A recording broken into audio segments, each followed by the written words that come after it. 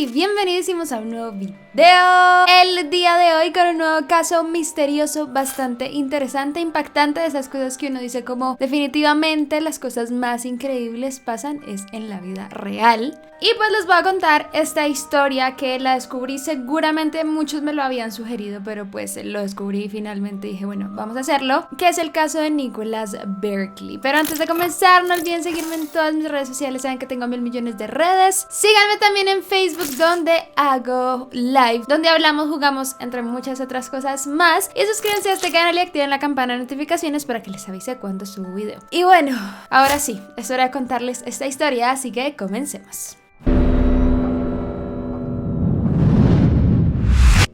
El caso de Nicholas Berkeley.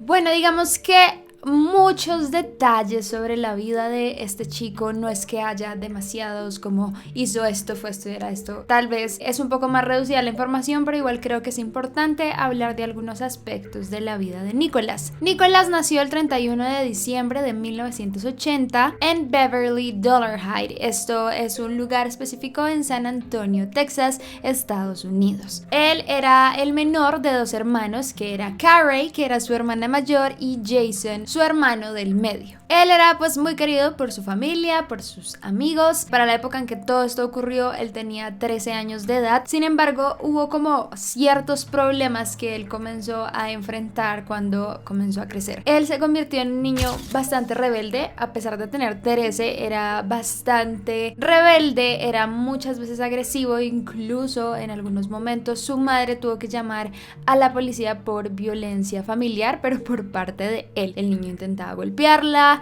le decía, bueno, cosas feas, entre otras cosas. Y además de eso, de manera bastante increíble, a su corta edad, tenía hechos 2 tatuajes, si no estoy mal, que le hizo un amigo de él con una aguja cualquiera, y pues a tan corta edad pues tenía estos tatuajes. Llegó así el 13 de junio de 1994 y él decidió ir a jugar básquetbol con sus amigos, pues después de la escuela, era algo como que hacía normalmente, y pues pasaron allí la tarde, todo transcurrió con normalidad, y ya cuando salieron él llamó a su casa para que por favor su mamá lo recogiera porque no quería ir caminando solo. Sin embargo, contestó su hermano Jason y él le dijo que no iba a despertar a su mamá, pues porque su mamá trabajaba todo el día y solo tenía ese momento de descanso en la tarde antes de volver a trabajar. Entonces él no quiso despertarla y le dijo, no, sabes qué, mejor vente caminando y acá te esperamos. Sin embargo, lo que no sabían es que esa sería la última llamada que tendrían de Nicholas. Él desaparece esta tarde, la mamá y la familia digamos que no se afanan tanto porque era una conducta normal que Nicholas desapareciera un día o algo así, era normal, era rebelde, le gustaba escaparse, entonces eso era normal. Sin embargo, ya se comenzaron a preocupar cuando pasó más de un día y él no volvió a casa. La familia comenzó a pensar que Nicholas huyó, pues al otro día él tenía una audiencia para ver si lo metían a una especie de reformatorio o cárcel para menores por algunas cosas que había cometido por esos días. Ellos habían pensado entonces que Nicholas había decidido escapar para no enfrentar esto, pero pues ya después vieron que debió haber sido algo más, pues él no volvió ya en el resto de la vida. Obviamente la familia reportó su desaparición, la mamá comenzó a hablar con la policía, comenzaron a poner carteles, algunas descripciones dentro de las cuales estaba cómo se vestía en ese día, que era una camiseta blanca, unos pantalones morados, unas zapatillas negras y llevaba una mochila rosada. También se pusieron las condiciones, se le había diagnosticado un déficit de atención, que igual no es algo que sea como demasiado grave o algo que impida algo, pero pues sí es un niño evidentemente más extrovertido que otros. Y pues la descripción de él era un niño varón, de piel blanca, de cabello rubio, ojos claros, y tenía pues los 2 tatuajes que les cuento. Tenía uno que era una J en su hombro izquierdo, una T en su mano izquierda entre el pulgar y el índice, y las letras L y N en un tobillo. También tenía como un espacio también característico a la mitad de los dientes, y decían pues que respondía al nombre de Nicky, también si alguien lo llamaba. Comenzaron a salir como cosas que tenía aparte de antecedentes penales. También se descubrió que casi no iba a la escuela, realmente fueron más días los que él faltaba que los que iba, y cuando iba a la escuela tenía muchos problemas con los profesores, los regañaban, pero él era supremamente grosero con ellos, también a veces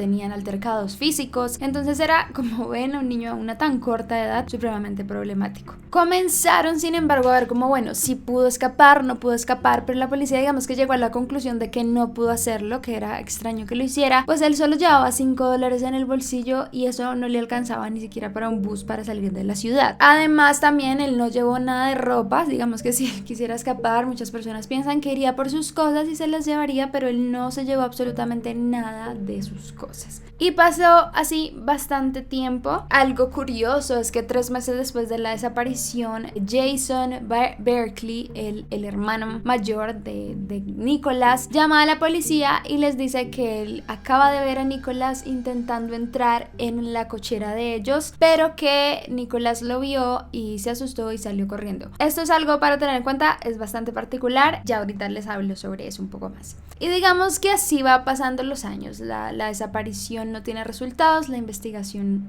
no tiene resultados y pues la familia está preocupada, pero al mismo tiempo están un poco resignados por lo que pudo ocurrir. Llega así 1997. Han pasado 3 años y 4 meses desde esta desaparición y la policía de Estados Unidos recibe una llamada por parte de un hombre llamado Jonathan Dorian. Él decía que era un hombre que trabajaba en un orfanato y manifiesta haber encontrado a Nicholas. Lo curioso es que no era un orfanato en Texas, no era un orfanato en Los Ángeles, no era un orfanato en Nueva York, ni siquiera en Estados Unidos, era un orfanato en España, más exactamente en la ciudad de Linares. Obviamente esto toma por sorpresa a la familia, la hermana se emociona muchísimo, bueno, todos se emocionan muchísimo, pero la hermana especialmente dice, voy a ir por él, voy a ir a recogerlo. Deciden reunir algo de dinero y también digamos que las patrocinan, donde ella trabajaba, un vuelo para que vaya por él y pues obviamente se dirige a este lugar a encontrarse con su hermano. Después de 3 años obviamente queda atónita. Ella llega al orfanato, el albergue donde tenían a Nicholas y apenas lo ve pues queda impactada. Digamos que él tiene una bufanda y unas gafas puestas, lo ve un poco tímido, ve que ya no es rubio, pero ella igual dice, es Nicholas, qué emoción, lo encontramos, lo abraza y lo empieza a animar y pues empieza a notar que está más callado de lo normal. ¿Qué ocurrió? Digamos que Nicholas se le cuenta que todo este tiempo lo que había ocurrido había sido lo siguiente: él salió del partido de básquetbol, no lo recogieron, así que decidió caminar a su casa y mientras caminaba una camioneta lo secuestró. Lo tomó, se lo llevaron a un aeropuerto y en ese mismo día lo subieron a un avión con muchos otros niños y lo llevaron hasta allá, hasta España. Y dijo que estuvo durante todo ese tiempo involucrado dentro de un círculo de pedofilia. Para él esto fue duro, contó una cantidad de torturas de la que fue víctima, no solo él sino muchos niños. Dijo que 2 o 3 veces a los niños al día o a la semana, dependiendo de quién fuera. Pues obviamente los golpeaban, les hacían cosas horribles. Incluso él dijo que sus ojos ya no eran azules porque le aplicaron como una especie de químico o algo así para cambiarle el color de los ojos, al mismo que el pelo, pues se lo tiñeron para que no lo reconocieran. Y así una cantidad de cosas horribles que le hicieron durante este tiempo que estuvo encerrado. Dio pues bastantes detalles y fue algo supremamente impactante para la familia y para las personas que después escucharon obviamente la historia. Digamos que por esta razón estaba mucho más callado de lo normal. Su hermana trataba como de comunicarse con él, pero obviamente lo veía supremamente como nervioso, como estresado, como cabizbajo. Y bueno, a pesar de todo, ella le muestra fotos de la familia, tratando de decirle como si recuerda algunas de esas cosas. Él no las recuerda, muchas de ellas. Y pues nada, toman un vuelo de vuelta a casa. Él llega, su familia obviamente esperándolo con los brazos abiertos, todos supremamente contentos. De pronto la que se ve más seria durante todo esto es su madre, que lo abraza pero como que no se siente tan feliz a pesar de que vuelve, pero pues puede ser también el hecho de que tantos años está impactada, no sabe qué pasó. Pero en general es un recibimiento muy abierto, muy amoroso. Todos están muy felices pues después de 3 años de sufrimiento, donde finalmente aparece. Y llega así el 4 de noviembre de 1997. Una agente especial llamada Nancy Fisher se contacta con ellos y comienza a hablar con Nicholas. ¿Por qué? Evidentemente porque es un agente, ella tiene que empezar a averiguar qué es todo esto que le está contando. Evidentemente tienen que empezar a hablar sobre el círculo de pedofilia donde él estaba metido, o bueno, lo obligaron a estar, y pues a que le dé más detalles, a ver si de una u otra manera ella con la policía, con los agentes internacionales, logran desvincular o atrapar a esta gran banda que pues tortura y hace un montón de cosas horribles con los niños. Él explicó obviamente toda la historia horrible de las cosas que vivía, lo de los ojos, más otros muchos detalles que no los puedo nombrar acá o si no nos censuran y nos desmonetizan el video, pero los pueden encontrar en internet sobre las cosas que él sufrió en ese anillo de pedofilia. Pero él sí, digamos que confirma constantemente que él no tenía ni idea en qué parte quedaba. Él solo logró escapar una vez que dejaron pues la puerta abierta y logró salir. Pero él no se acuerda de dónde es o exactamente como el lugar, pues porque los llevaron así desprevenidos, con los ojos tapados, entre otras cosas. Sin embargo, la gente comienza a observar como cosas bien particulares dentro del comportamiento de Nicolás, pues obviamente que es un poco normal después de esta experiencia traumática, pero también comienza a notar que él se ve un poco más grande para tener 16 años, que era lo que tendría en ese momento, como que hay ciertos, como que se le intenta ver un poco la barba, pero a pesar de eso ya dice, bueno, no, pues obviamente esto está muy complicado, yo no puedo juzgarlo, esta historia pues cualquiera que atraviese por esto también puede desgastar mucho físicamente, entonces pues normal. Y ya así entonces Nicolás vuelve a la vida normal de su familia, se acopla muy bien, sorpresivamente, sí se vuelve más callado que antes, pero se acopló perfectamente, volvió a hacer algunos estudios, vivió con su hermana, con el esposo de su hermana y los hijos de ella mientras tanto, y digamos que se mantuvo muy bien, estuvo muy bien durante algunos meses compartiendo con todos. Y llega así también el 1 de noviembre cuando un hombre llamado Charlie Parker, él era digamos que un detective privado que fue contratado para comenzar a hacer algunas investigaciones extras sobre este particular caso y lograr de pronto develarlo un poco más. Él trata de ingresar dentro de la vida de Nicolás, a pesar de que es detective, siendo un periodista, pues para este momento digamos que Nicolás tenía una gran necesidad de contar su historia y como que los medios lo supieran y de que mucha gente como que se enterara de lo que había vivido, así que él le otorga algunas entrevistas y comienzan a hablar de lo que ocurrió. Sin embargo, Parker comienza a dudar un poco de la historia, como que le parece algo bien particular, especialmente muchas otras cosas que también otras personas habían dudado anteriormente, pero como que no habían puesto en la mesa. Él se lleva unas grabaciones de televisión que le hicieron, unas entrevistas, y él decide hacer una cosa que pues yo no tenía idea que existía, pero pues básicamente nadie en el planeta tiene las mismas orejas que otra persona. Pueden ser muy similares o tener cosas parecidas, pero no son las mismas orejas. Cuando algunos forenses o personas reconocen cuerpos o cosas de personas, lo hacen también a través de las orejas, que es como casi que como las huellas dactilares. Él, como no tenía las huellas dactilares de Nicolás, pues decidió hacer una evaluación con las orejas. Él tomó esta grabación y la puso al lado de una foto de Nicolás, pues cuando era niño antes de desaparecer,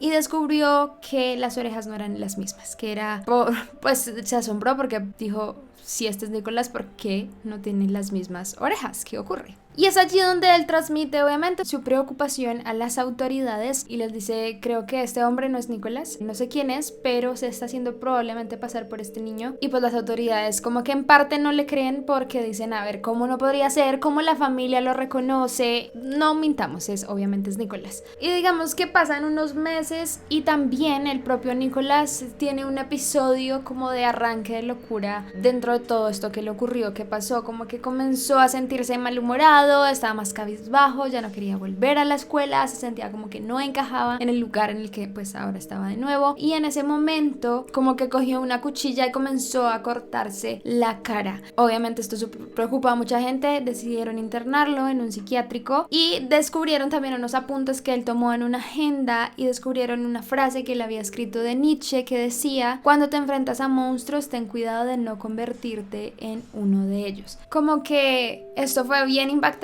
pues muchas personas lo dieron al hecho de que evidentemente estaba traumado todavía por la situación que había vivido, y la policía también comenzó a sospechar un poco de él. La agente Nancy llamó a la hermana ya cuando él estaba un poco mejor en el hospital y todo, y le dijo, no vayas a recogerlo, esta persona no es alguien que ustedes piensan, lo mejor es que no lo vayas a recoger, pero su hermana evidentemente no hizo caso y fue por él y lo recogió y pues se lo llevó. Él FBI como que les mostró a ellas las pruebas de lo de las orejas, cosas que no encajaban, pero la familia dijo que no, se pusieron supremamente bravos, evidentemente la mamá, y les dijo que no mintieran sobre su hijo, que ya lo habían encontrado, porque estaban haciendo eso. Y llega así un día en que Parker, el investigador privado, y Nicholas se encuentran a tomar un café, Parker con la excusa de hablar con él, otras entrevistas, y pues justo estaba en ese momento en el que Nicholas estaba también como decaído, como que no se hallaba, como que no sabía qué hacer, y tomaron un café, fueron a un restaurante a comer, y en algún momento Parker le dijo, mira, fuimos a decirle algunas cosas a tu mami, y ella se puso muy molesta, como que está muy molesta con nosotros, y en ese momento Nicholas lo mira y le dice, tú sabes que ella no es mi madre. Obviamente el agente ya se lo esperaba y le dijo, dime quién eres. En ese momento, esto es una película, amigos, en ese momento Nicholas lo mira y le dice lo siguiente, soy Frederick Borden y la Interpol me está buscando. Amigos, para mí eso es un plot muy loco, o sea, es de esas historias que uno dice, ¿qué está ocurriendo? Amigos, esto es increíble, o sea, es una película, pero básicamente, como lo sospechaban los agentes, efectivamente este hombre no es Nicholas, es otro hombre completamente distinto que en ese momento estaba siendo buscado por la Interpol por hacerse pasar o tener más de 500 identidades completamente diferentes. Así que, evidentemente, en ese momento lo detienen y es acá donde inicia la historia que les voy a contar sobre Frederick. ¿Quién es entonces Frederick Borden? La historia de él es una historia bien particular. Él nace en Nanterre, Francia, y se cuenta que fue criado por sus abuelos. Él lo crían durante un tiempo hasta que él decide escaparse a París cuando estaba también muy joven. Él asegura jamás haber conocido a su padre, él no sabe quién es, solo sabe que era un hombre de descendencia argelina llamado Casey. Por otro lado, digamos que su mamá no se encargó mucho de él, era una mujer que tenía como ciertos problemas con el alcohol y también le gustaba era como salir de fiesta, se la pasaba en la calle, no cuidaba de él, y también ella tuvo como un momento bastante particular antes de que él naciera, porque como les digo, el hombre con el que ella tuvo a Frederick era un hombre de descendencia argelina, y él cuenta que su abuelo era supremamente racista, es decir, el papá de su madre era supremamente racista, y él le dijo que ella no podía tener ese bebé, mucho menos de esa descendencia, y que tenía que abortar. Digamos que fue una polémica en ese momento para ellos, era un hijo no deseado y pues ni sus abuelos lo querían, además de que su madre tenía en ese momento tan solo 17 años. Y digamos que allí comienza, después de que se escapa a París, su vida en donde comienza a suplantar muchas identidades. ¿Qué hacía él? Él no buscaba ser una persona que no existiera, sino constantemente suplantaba personas que sí existían realmente y se hacía pasar por ellos, la mayoría pues evidentemente personas desaparecidas. Fue así cuando de una u otra manera llegó a Linares en España en 1997 y la historia de cómo terminó siendo Nicholas es bastante interesante. Este hombre estaba viviendo en la calle, ya no tenía que comer y dijo, bueno, necesito que de una u otra manera me lleven a algún lugar donde pueda estar, donde pueda tener al menos una cama, un techo y algo de comida. Es así cuando él decide hacerse pasar por un niño, cuando evidentemente ya tenía 21 años, pero él decide pasarse como un niño, entonces se afeita completamente, se pone ropa que le queda un poco más grande de lo normal y digamos que se ubica en las calles de Linares en donde pasan turistas y eventualmente una pareja de turistas lo encuentra y llaman a la policía y dicen, creemos que acá hay un niño perdido, está muy angustiado, no nos quiere hablar, si pudieran venir por él y nos ayudan. Es así como después de unos minutos llega la policía, tratan de hablarle, lo sacan de allí, dicen, bueno, te vamos a llevar a un orfanato, por así decirlo, mientras logramos ubicar a tu familia o saber quién eres. Él logra su cometido, por así decirlo, de encontrar un techo, un lugar. A pesar de eso, como que constantemente le hacen preguntas, él no habla, él no quiere dar información sobre su paradero o algo así, hasta que finalmente la policía lo amenaza y le dice, si no me das tu nombre, básicamente. Si no me cuentas sobre ti, voy a tener que tomarte las huellas dactilares, algo de ADN y pues eventualmente sabremos quién eres. Evidentemente, como les conté, era un hombre buscado por la Interpol, así que él dijo, no puedo permitir que esto pase. Él en ese momento habló y dijo, yo soy una persona de Estados Unidos, pero yo mismo quiero buscar a mi familia, yo mismo quiero hacer todo y después les diré más detalles. Entonces, digamos que accedieron a eso y esa misma noche él decidió ir a la oficina en secreto, que nadie se dé cuenta, para empezar a llamar a buscar, digamos que en números de Estados Unidos para ver a quién puede suplantar. En ese momento él llama a la policía le da un nombre de una organización que se encarga específicamente ya de buscar a personas desaparecidas y él da su descripción que eventualmente coincide con la descripción de Nicolás. Él en ese momento le dan la descripción y él dice, bueno, mi nombre es Jonathan y tengo a Nicolás a mi lado. Evidentemente ni él era Jonathan ni él era Nicolás, pero ahí fue donde él comenzó, digamos que la suplantación de la identidad. Él sabía que obviamente lo vendrían a buscar y dirían soy Nicolás, la familia también, y eventualmente él pidió un correo o bueno, un fax en ese momento con la imagen de Nicolás, pues para comprobar que sí era él. Él recibe la imagen y se da cuenta que había cometido medio un error. Pues como en ese momento estaban viendo la imagen a blanco y negro y no a color, ya cuando recibe la imagen a color se da cuenta que es un niño de ojos claros y cabello castaño claro. Él se da cuenta que ahí entonces no se parece nada a Nicolás, que va a ser muy difícil, pero es donde decide comenzar a montar la historia básicamente de este niño que supuestamente le cambiaron los ojos, que le tiñeron el pelo, que eso es más posible, pero lo de los ojos, bueno, y le pide a una persona, a una niña también que hace tatuajes dentro del orfanato, que le haga los mismos tatuajes que tenía Nicolás. Y así se ordena todo, digamos que las autoridades españolas junto a las autoridades americanas logran el encuentro y es allí donde pasa todo lo que ya les comenté anteriormente. Y es bastante curioso porque la familia como que siempre pensó que era realmente Nicolás, que puede como que de una u otra manera creyeron que la historia era real, lo de los ojos. Incluso pues si la policía lo creyó, digamos que no los juzgo mucho por ese lado. Después de que todo esto pasa, obviamente ya la familia se entera que no es Nicolás, la hermana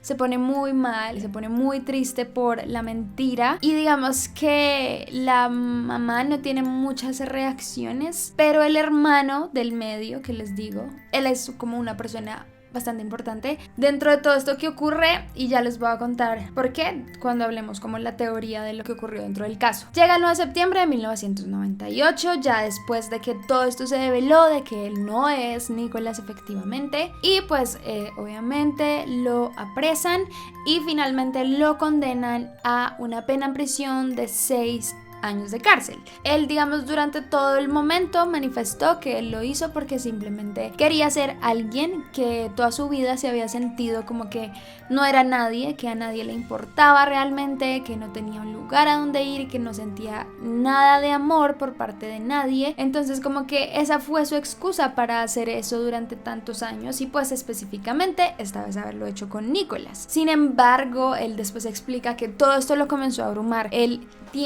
Todo esto lo sé por un documental que vi, que al final les voy a hablar también de eso, pero básicamente él habla de cómo cuando empezó a hacer todo esto en algunos momentos se sentía un poco conflictuado y decía no, debería parar, nadie me va a creer, pero de una u otra manera lo siguió haciendo y todo el mundo también le creyó. Y ya fue después que comenzó a sentirse abrumado, como por cambiar de país, con Estados Unidos, todo como tan grande. Al final tampoco era una familia como acomodada ni nada, sino eran personas muy humildes, entonces también esto como que le dio duro y fue ahí donde decidió decir toda la verdad. Y es allí en donde entramos a hablar de por qué la familia siguió creyéndoles o creyéndole a él que él era efectivamente Nicolás y qué pasó con el Nicolás real o por qué toda esta situación tan particular y extraña. Esto no lo conté para contarlo justamente en este momento. La madre de Nicolás, su nombre era Beverly. Esta es una mujer que tenía una gran cantidad de problemas con drogas y adicciones. Todo este ambiente hizo que Nicolás creciera como con la personalidad que creció, tan problemático, tan rebelde.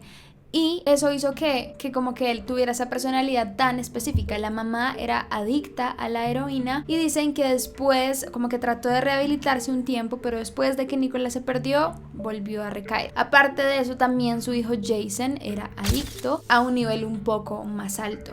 ¿Qué pasó? Curiosamente, todos creyeron la historia de este hombre, de Frederick, y pensaban que realmente era Nicholas, pero el único que no creyó la historia fue Jason. Cuando Nicholas, o bueno, Frederick, llegó a la casa por primera vez, a diferencia de cómo lo recibió su mamá o su hermana, él lo miró y le dijo buena suerte. Fue lo único que le dijo, como que él ya sabía que evidentemente ese no era su hermano. ¿Y qué pasó? Que fue bastante curioso. A la mitad de todo este embrollo durante la investigación y durante que no sabían aún que este hombre no era Nicholas, Jason muere de una sobredosis, para muchos accidental, que justamente le dio por esos días, como era muy adicto, no se controló y falleció. Pero de allí surgen cosas bastante interesantes. Cuando Frederick estaba hablando con el investigador privado, él le dice, pues yo no dije nada porque la familia tampoco ha dicho nada. Y básicamente Frederick comienza a decir que los culpables de la desaparición de Nicholas son su familia y que por eso quisieron creer o hacer creerle a todo el mundo que él era Nicholas. Él dice que lo que él cree fue que en un momento, cuando él desapareció, ese día lo que realmente había ocurrido es que su hermano Jason lo había asesinado